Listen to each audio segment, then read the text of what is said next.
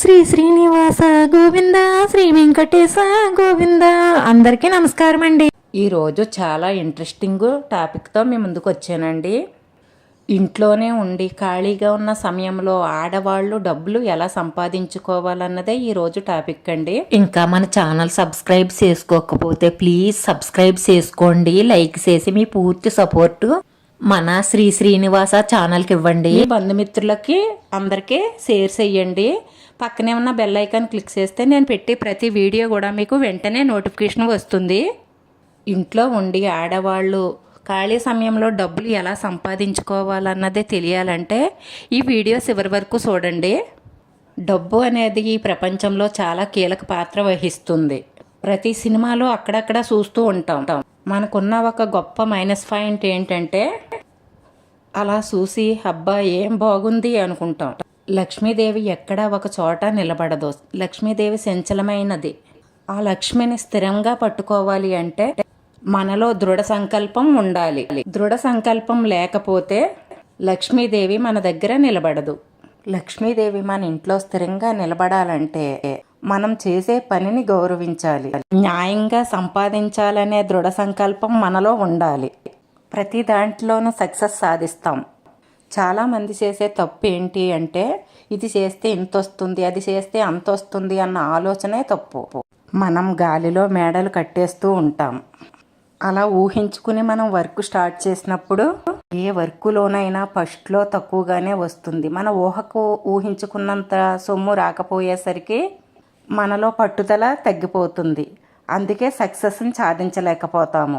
సక్సెస్ని సాధించాలంటే మంత్రం ఏమిటి అంటే మనం చేసే ప్రతి చిన్న పనిని పర్ఫెక్ట్గా చేసుకుంటూ వెళితే అది ఎంత చిన్న పని అయినా సరే మనం ఎంత శ్రద్ధగా చేస్తామో అదే ముఖ్యం. ఈరోజు చిన్నగా స్టార్ట్ చేసిన వర్కే రేపు పెద్దదవుతుంది. మనం ఏ పనినైనా దృఢ సంకల్పంతో పట్టుదలతో చేస్తే సక్సెస్ ఎప్పుడూ మనల్ని వీడిపోదు, మనతోనే ఉంటుంది. మనం ఎంత కష్టపడినా ఒక్కొక్కసారి టైం బ్యాడ్ అయినప్పుడు కష్టాలు వస్తూ ఉంటాయి. వాటికి భయపడకూడదు. అలా కనకదార స్తోత్రం పఠిస్తే మన కష్టాలన్నీ తీరిపోయి మంచి రోజులు వస్తాయి. ఆడవాళ్ళం డబ్బులు ఎలా సంపాదించాలి అని అనుకుంటున్నారా? నాకు తెలిసిన ఒక ఆమె అమెరికాలో జాబ్ చేస్తున్న ఒక అబ్బాయికి వాళ్ళ అమ్మాయిని ఇచ్చారు. పెళ్ళయ్యాక అమ్మాయిని అమెరికా తీసుకువెళ్ళిపోయాడు అబ్బాయి. వీళ్ళ అమ్మాయి నెల తప్పింది. అలాగే నెలలు పూర్తయ్యాయి. పురుడు పోయడానికని ఈమె అమెరికాకి వెళ్ళింది. ఆ టైంలో వాళ్ళ అల్లుడికి జాబులోంచి తీసేశారు. జాబ్ పోయింది. సడన్గా జాబ్ తీసేస్తే చేతిలో డబ్బులు ఉండవు. మీకు తెలిసిందే కదా పరిస్థితులు ఎలా ఉంటాయి అన్నదే. ఆ పరిస్థితుల్లో ఆమె గురువుగారికి ఫోన్ చేసి పరిస్థితులు ఇలా ఉన్నాయి గురువుగారు, నేనేం చేయనని సలహా అడిగింది. ఆయన ఏం చెప్పారంటే 5 రోజులు కనకదార స్తోత్రం పఠించమ్మా అని చెప్పారు. 5 రోజులు కనకదార స్తోత్రం పఠించింది ఆవిడ. అప్పుడు ఆవిడకి ఒక ఐడియా వచ్చిందట. మనం కూరల్లో వాడే మసాలా ఇక్కడ ఎవరికి, అందరూ జాబులు చేసేవాళ్లే కదా, మన వాళ్ళు అందరూ ఉంటారు కదా, మన వాళ్ళు పట్టుకెళ్ళినా సరిపోతుంది. ఇప్పుడు మనం ఉన్న పరిస్థితుల్లో ఎంతో కొంత వస్తుందని ఆలోచించిందట. అలాగే చిన్నగా ప్యాకింగ్ చేసి మసాలాలు, అన్ని రకాల మసాలాలు అమ్మేదట.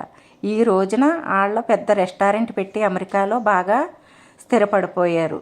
ఎక్కువ టైం కూడా తీసుకోలేదు. మనం కష్టపడే పనిలో నిజాయితీ ఉండాలి. కష్టపడి సంపాదించాలన్న పట్టుదల ఉండాలి. చాలామంది ఆడవాళ్ళు ఖాళీ టైంలో ఏదైనా వర్క్ ఉంటే బాగుండు, ఎంతో కొంత డబ్బులు వస్తాయని ఆలోచిస్తారు. కానీ ఏం చేయాలని అర్థం కాదు. ఏం చేయగలను నేను అనుకుంటూ ఉంటారు. నేను ఏదో ఒకటి చెయ్యాలన్న పట్టుదలతో ఆలోచించండి. మీరు ఉన్న ప్లేస్లో మీ చుట్టుపక్కల ఏదైతే మీకు అందుబాటులో లేదో అది ఆలోచించండి. అదే వ్యాపారం మొదలు పెట్టండి. చిన్నగా స్టార్ట్ చేసినా అదే పెద్దగా పెరుగుతుంది. అమెరికాలో నాకు తెలిసిన ఆవిడ చిన్నగా మసాలాలు తయారు చేసి స్టార్ట్ చేసింది. ఈ రోజున పెద్ద రెస్టారెంట్ పెట్టి నెలకి 10 లక్షల రూపాయల లాభం తీసుకుంటుంది. ఆమెకు వాళ్ళ అల్లుడు సపోర్ట్గా నిలబడడం వల్ల ఆమె ఇంత సక్సెస్ని సాధించగలిగింది. అల్లుడితో పాటు చాలా మందికి జీవనోపాధిని కలిగించగలుగుతుంది.